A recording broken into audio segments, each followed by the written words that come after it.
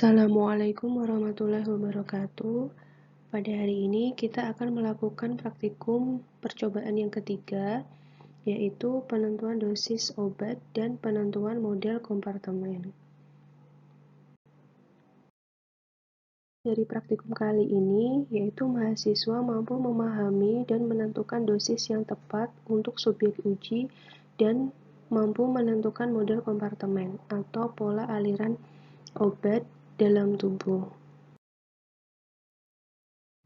Untuk preparasi sampelnya sendiri, sama seperti pada praktikum sebelumnya, yaitu yang pertama, pembuatan larutan baku induk, di mana obat yang akan kita gunakan masih tetap sama, yaitu parasetamol.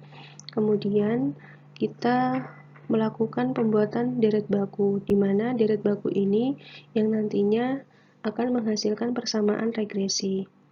Selanjutnya, kita melakukan pembuatan larutan stok. Larutan stok sendiri ini digunakan untuk perhitungan volume pemberian pada subjek uji. Untuk perhitungan volume ini berdasarkan berat badan dari masing-masing subjek uji. Langkah atau prosedur singkat dari praktikum kali ini yaitu dosis yang digunakan di sini ada 3 tingkatan, yaitu 500 mg, 750 mg, dan 1000 mg. Tiap peringkat dosis ini akan menghasilkan rangkaian data absorbensi. Dengan memasukkan data absorbensi ke dalam persamaan regresi yang didapatkan pada deret baku tersebut, kemudian dapat dicari nilai kadar obat dalam plasma dan len kadar obat dalam plasma. Selanjutnya, dibuat kurva semi-logaritmik hubungan antara waktu versus konsentrasi obat dalam plasma untuk melihat kurva atau model kompartemennya. Setelah itu, kita bisa menentukan kurva yang paling jelas yang menggambarkan model kompartemen.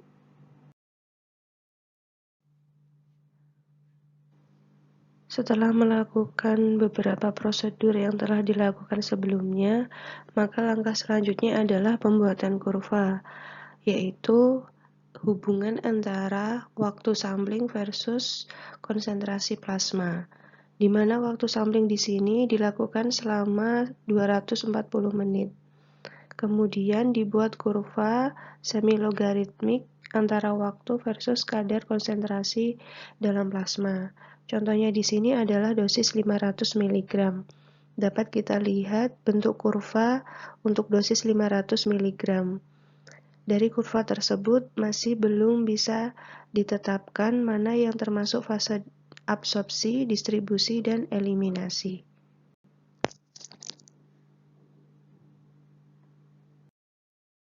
Selanjutnya kita lakukan penentuan dosis, di mana dilihat dari kurva hasil pengujian masing-masing tiap tingkatan dosis, baik dosis 500 mg, 750 mg, dan 1000 mg.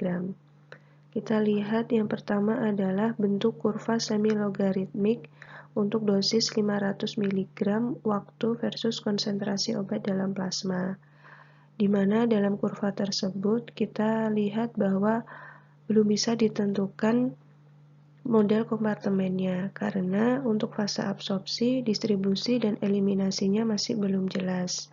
Kemudian untuk dosis 750 mg. Kita bisa lihat di sini bahwa bentuk kurvanya masih naik turun dan belum bisa ditentukan mana fase absorpsi, distribusi, dan eliminasinya seperti pada kurva dosis 500 mg.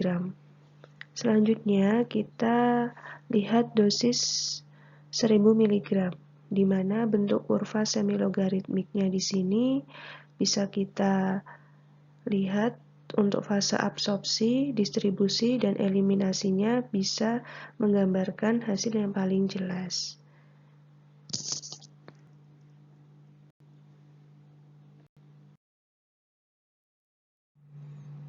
Kemudian untuk penentuan model kompartemen, di sini ada model kompartemen 1, di mana model kompartemen 1 ini dibagi lagi menjadi model kompartemen 1 intravaskular dan ekstravaskular. Bedanya, untuk model kompartemen 1 intravaskular, di sini tidak terjadi fase absorpsi, hanya terjadi fase eliminasi. Untuk yang model kompartemen 1 ekstravaskular, di sini dia terjadi absorpsi, namun tidak terjadi distribusi. Tetapi, di dalam model kompartemen 1 ekstravaskular juga mengalami eliminasi sama seperti model kompartemen 1 intravaskular. Kemudian yang kedua, ini ada model kompartemen 2 intravaskular dan ekstravaskular.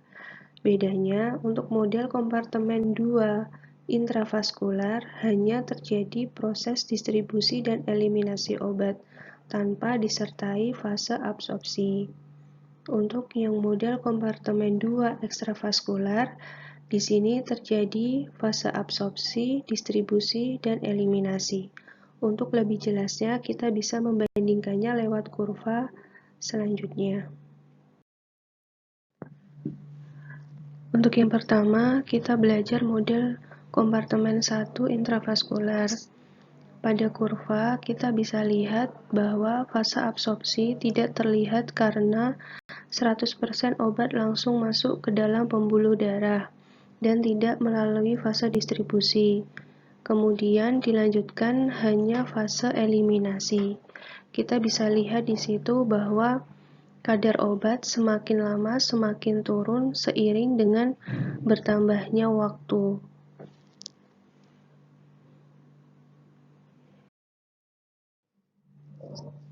Kemudian untuk model kompartemen 1 ekstravaskular bisa kita lihat pada kurva tersebut di mana terjadi fase absorpsi tanpa disertai fase distribusi.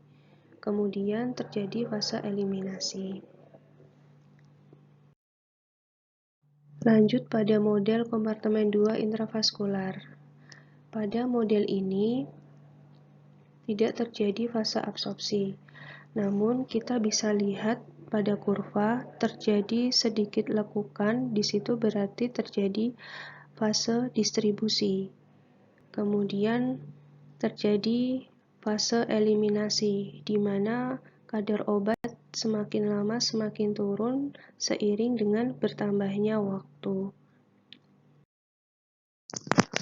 Untuk model kompartemen 2 ekstravaskular, kita bisa lihat di sini di dalam kurva bahwa obat mengalami fase absorpsi, kemudian obat berada di kadar puncaknya, kemudian obat didistribusikan ke organ atau jaringan di dalam tubuh, kemudian obat mengalami penurunan kadar di dalam tubuh karena melewati fase eliminasi, sehingga kadar semakin lama semakin turun seiring bertambahnya waktu. Demikian paparan materi pada hari ini. Selamat mengerjakan dan selamat belajar. Terima kasih dan wassalamualaikum warahmatullahi wabarakatuh.